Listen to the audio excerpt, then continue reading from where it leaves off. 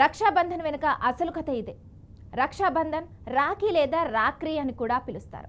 ఇది సోదరులు సోదరీమణుల మధ్య ప్రేమ బాధ్యత యొక్క బంధాన్ని గౌరవించడానికి ప్రపంచవ్యాప్తంగా హిందువులు జరుపుకునే ఆనందకరమైన పండుగ. అయితే ఈ సెలవు దినం యొక్క ప్రాముఖ్యత జీవ సంబంధమైన సంబంధాలకు మించి ఉంటుంది.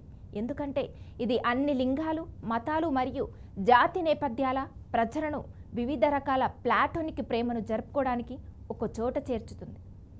రక్షాబంధన్ అనే పదానికి సంస్కృతంలో రక్షణ ముడి అని అర్థం.